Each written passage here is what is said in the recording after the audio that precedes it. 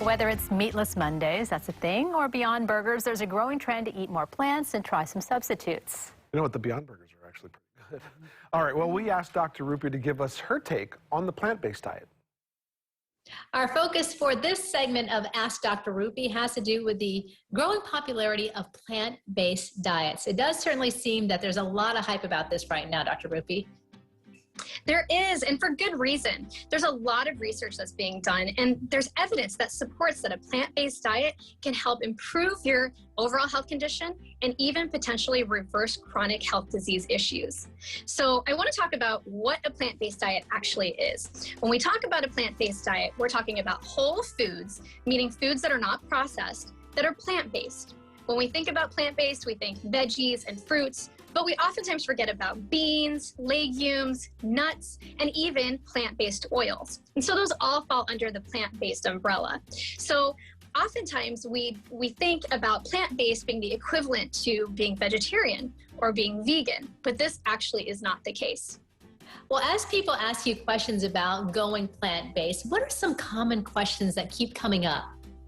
So the most common question is, can I still eat dairy and can I still eat meat? And the answer actually is yes. So when we talk about plant-based, the plant-based meal is based on proportionately eating more plant-based foods. That means that you're trying to choose plant-based veggies, fruits, nuts, etc., over meat and dairy. But that doesn't mean that you can't eat meat and that you cannot eat dairy. You're just choosing plants more often than those. Well, with that said, what are some tips for someone who wants to lean into going plant-based?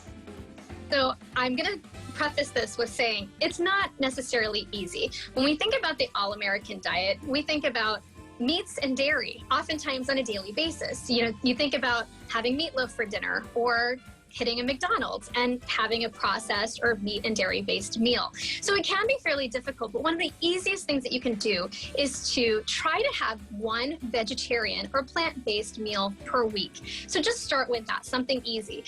Google some recipes. There are some epic, delicious recipes that are out there that are plant-based. And so start with that and gradually start increasing it.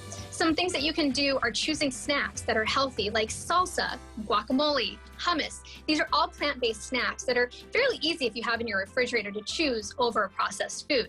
Now, processed foods are a lot easier for us to grab out of the refrigerator or grab out of our pantry. So it does take a little bit more time. It can take a little bit of planning and effort, but it is worth it. Now, as we're seeing more and more of this literature and this research coming out to prove all of the health benefits, we are seeing this helping for diabetics, helping for chronic kidney disease. We're even seeing help with cancers and GI issues like Crohn's disease or ulcerative colitis. We're even seeing reversal of disease, which is incredible because it's really food as medicine, which is as it should be. If someone is going plant-based, is there something they need to account for, like any deficiencies that they might want to make sure that they still have a proper intake of? That's such a great question, and I do often get asked that because folks say, well, I've been eating meat my whole life. You know, am I going to have a nutritional problem? And the answer actually is not really. Most of the nutrients that you need, actually you can get from a plant-based diet. The only things that you do need to have a supplement for is vitamin B12. So there's more vitamin B12 in animal protein in animals than there are in plants. And so having a supplement is a good idea for B12. And for children who are on a plant-based diet, you do want to supplement omega-3 fatty acids. Those help for neurodevelopment. And so you want to make sure that they have those either supplemented or you can include fish in your diet as well. Just again, you're choosing the plants over the fish, but having fish once a week is a good idea. Any other considerations someone should think about as they need to consult with their doctor if they're going to make any drastic dietary changes? It's always a good idea to consult with your doctor anytime you're making any major changes. I think having a plant-based meal once a week, you can do that on your own as long as there's no nutritional problems that you're having. One thing I do want to say is we're heading into lychee season, mango season. Getting those onto the menu, using those as desserts are such a great idea. And lychees freeze really well, so you can do those year round. So that would just be one tip that I have that I personally do. And I've personally been having a little bit of trouble switching over to the plant-based. I've really been trying because I'm seeing all this evidence and how important it is and how it can affect your health. And so I'll be doing this along with you. And so if you want to follow along on my website or on my Instagram, I will be putting tips and recipes and things on there as well if you'd like to check it out.